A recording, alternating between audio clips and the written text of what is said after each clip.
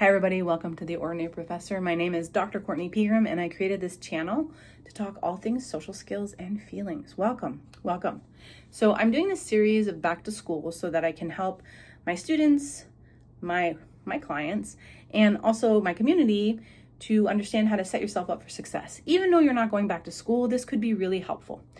This series is meant for if you're trying to develop new habits, new routines, right? Today we're going to talk about time management. So there's a few things I need you to do. First, I want you to grab maybe, I'm thinking 5 or 6 pieces of paper, right? Blank. And then I need you to grab a pen because you're going to make lists as I tell you to go through the series of my framework to better manage your time. So grab that stuff, pause me if you need to, and come back. Okay, now what you're going to do is with the first piece of paper, you're going to write on the top brain dump.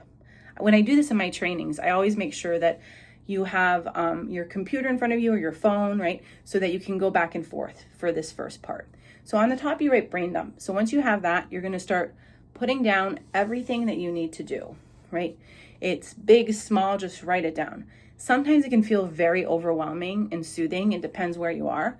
But I really recommend that you spend the time doing that because that's gonna set you up for success for the next step. Now, what you're gonna do too is you're gonna go through your phone, your email, your text messages, and anything where you get communications, or maybe you have a task list somewhere else and you're gonna all put it in one space. So I often have stuff in my text messages that I need to do, so I need to go through them and make sure that I'm not missing anything. Then go through your email. So that's the thing we always forget. So email is a form of communication, but it's also something is asked of you when they send you an email. And so make sure that you're going through your emails and that you're answering everything. And I like to do that too as well. I'm going through, then I delete the things that either spammy or that there's nothing to me to do with. So that I like to have an empty inbox, and that's really hard to achieve, right? So mine is usually semi-empty. But the idea is to make sure that once you address that email, you remove the email and you put it into a task. So that's why this first part will take you about 5 or 10 minutes to brain dump everything. So let's get to it. Okay, so you've brain dumped everything, okay? Now you're looking at this list and you're like, that's a lot. I don't know, right? So when I do this exercise, I do it at least once a week. It's super intense. Sometimes I'm looking at my list right now because it's beside me. I have all my tools in front of me so I can walk you through this. Now take a breath because we're gonna move into step 2. You're gonna take the other pieces of paper and you're gonna label them. So sometimes because I have multiple buckets, say one piece of paper, I'll make a quadrant and I'll put the different buckets. Now a bucket is a category. So our lives have different categories or different things we're working on. So I'm gonna name some of my buckets so that you can think about how you're organizing. So one of my bucket is family. Another of my bucket is mentorship because I run a mentorship program. Another of my bucket is training, facilitation, right? And then sometimes usually I have one client that I'm super intensely working with, so that client becomes a bucket. And then I have buckets for my classes, each of my classes. So my business class, my power and influence class, each of them has a bucket, okay? Then possibly if I have personal stuff, if I have to make a dentist appointment, doctor's appointment, so it's personal. So I look at all the buckets, right? And then sometimes I don't like a miscellaneous one because that one, right? So make sure that you have your buckets and they're very clear on this part of this mind space in your life that they go to. Now, if you didn't catch it, I didn't say email, right? Because email is just a big old black hole. So you don't want to create a bucket of email because each email can probably go into other categories or your buckets. So once your buckets are organized and you've removed everything from your master list and put it into different buckets, right? You can take a look at it. And so here's what I like to do. I color coordinate it. So I put green is coaching, purple is school, light purple is my classes, right? So I create labels and colors so that I am clear on I'm very visual. So when I see green, I know immediately it's coaching. There's not a doubt in my mind that it is coaching. And how does that help me? Because if in the last part, once we start pulling our tasks and putting them into a calendar, when I see green, I know what I have to do, right? It's a client coaching, right? If I see red, I know it's a program, right? So That's why if you're a visual person like me, colors can be really helpful. So now go and label the colors that you want for each of your buckets. Once you've done that, you're going to go through each bucket. So this is where it starts to feel a little less overwhelming, and we're starting to like prioritize and organize. You're going to organize each of your buckets. You're going to look at the list of things that you have to do, and you're going to figure out which order they need to go. So this does take a little time, but once you get used to doing this, it becomes faster and faster. So let's say for mentorship, I'm going from the top of my head, look at my list. That bucket is violet, okay? And in my priorities is I have to get HR the list of new mentees, and I need to submit the forms. I need to send the email out to welcome the new mentors. I need to build the videos for the tutorials for the mentorship program. So that's on my list. But the things that I want to prioritize is there's things that have to happen in a certain order, because I can build the videos for the onboarding program, but if I don't welcome the new mentors, like, you know what I mean? Like, what am I doing? So figure out what order your things need to go, okay? And then specifically if there's deadlines on it. So I know that our mentorship program kicks off on September 10th, okay? So everything has to be done before September 10th. So then I'm going to start giving myself like fake deadlines so that on September 9th, at 10 o'clock at night, like some of my students, I'm not trying to figure out how to get all this done by midnight, okay? So that's going to help you. So give yourself some fake deadlines and prioritize. Now here's the next step. Now you're gonna go and you're gonna look at each item and you're gonna give them a time slot or like a time capsule. I don't call it what you want. How long will this take you? Figure out how long this task is going to take you. Is it 15 minutes, a half hour, 45? Whatever you think. And you could be wrong, but here's one of the most critical points in my career that like was like an aha moment. I always underestimated my time. I'd be like, oh, I'm going to write a proposal. It's going to take me, 15 minutes. No, it took me 3 hours. So then what happens is because I didn't estimate correctly and I didn't fix it, every time I went to write a proposal, I wouldn't give myself enough time. So then all the other things on my task list or the things I needed to do for the day like fell to the side. So it's important to start looking at guesstimating how much time a task takes and always give it a buffer, right? So if it's something new, right? I don't know, if you're creating content or building a curriculum for a new class, it's going to take you a lot more time than if it's a repeat.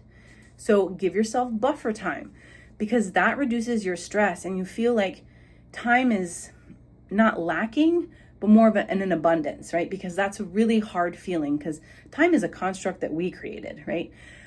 But when we don't give ourselves a lot of time, or we eliminate things, or we don't plan for how much time it's going to take, it stresses the crap out of us. So make sure that you're associating times.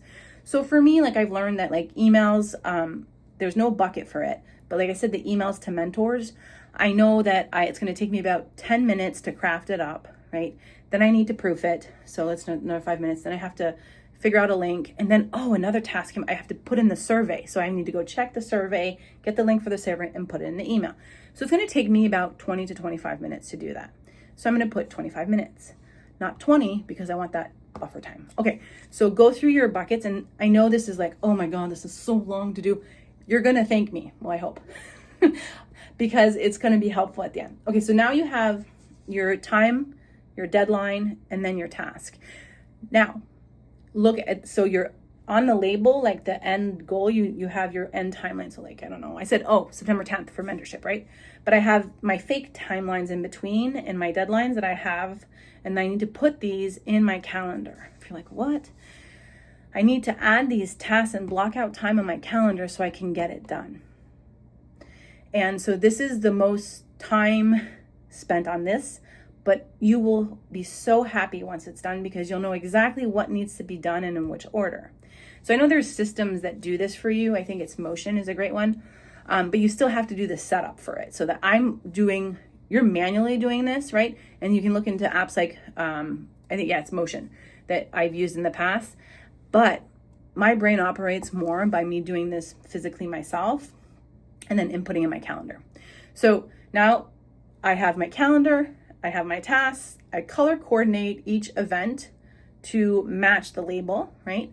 So again, mentorship, I think I said it was violet. It's a purple hue. And then I put that in the task and I write it down and I put the time allocated. And I give myself the deadlines and I make sure that I know where everything is. So that's why sometimes my calendar might look like a rainbow, right? And how this helps me is I'm dedicating time to actually do something versus like rushing to get something done, right? Or not allocating enough time to get, let's say, content created or curriculums. And so I'm eliminating the rush feeling because things are organized in a timely manner. Okay, now that you have all that done and your calendar looks like a wonderful rainbow, you're gonna go back and you're gonna take one swoop at it, like one more time, like, okay, is this realistic? Because if you're like blasting colors and you have no buffer time, no white space in your calendar, there's gonna be problems. Because this is a hard lesson I had to learn too, is I used to have so many colors in my day and things weren't getting done because it was too much. So try to keep some of these tasks that you're currently doing, like, right, 5 to 10 a day, right? If they have to get done, because on top of that, you might have meetings, appointments, I have trainings, like today I had a Zoom call. So all these things do come into your day. So the idea is these tasks need to go onto your calendar and need a dedicated time frame, a color, right? And then a deadline. And so this is a great way to organize and manage your time. So I do these trainings a lot, and I know we're on YouTube and it's harder, but I promise you, if you follow this and you do it at least once a week, the first time might take you an hour to get through everything. But if you repeat it, then like when I'm doing it now, it's taking me 10 minutes, right? Because I already have my buckets. I'm just moving things along, right? And lastly, if this is like way too much for you, I would look into Motion, the app. I've used it in the past and I heard fabulous things from people. So it is a good scheduler calendar to use, but it doesn't matter if they do it. It's good to you to do it initially so that you can understand how to reframe your brain to organize it as like almost as a filing system, right? And that's like basics like project management when we teach that in class of like how do you manage all these different projects in your life. So that's really helpful. Lastly is you want to make sure that when you have something popping up, right, a task, an email, that you're actually putting it in the buckets, right? So that when you go do your brain dump again or anywhere else, you have it there to then transfer the data. That's why maybe you want to do this once a day, right, in the morning when you start off, or you do it once a week. So this is like the once a week, then every morning I go through and I readjust things. And so it's kind of like almost, I want to say spring cleaning every morning, spring cleaning my brain. So if you do think this video is helpful and you want more information, please reach out to me because I have a ton of resources on time management. I think it's an important skill for professionals, but also for students. It's not something that they're taught in school. A lot of times when I work with my freshmen, they have no idea how to organize their time. I'm like, what's in your calendar? What calendar? Do you have an agenda? No. Where do you put all your stuff? In my head. I'm like, how's that working out for you? Not good. So think about ways that you can organize your time. And I do highly recommend this method. Let me know. And if you're wondering if you want more information about like the depth and the science behind the method, I have the book. So I tweaked this method like to fix for me, but it's the book is Getting It Done, and it's super helpful to like read through it. It goes through the process. I just created like a 15-minute video of like a book that I really recommend, Getting It Done. I'll link it in the video so that you can have access to it. But other than that, let me know if you can manage your time a little better, and I look forward to seeing you soon. Thanks.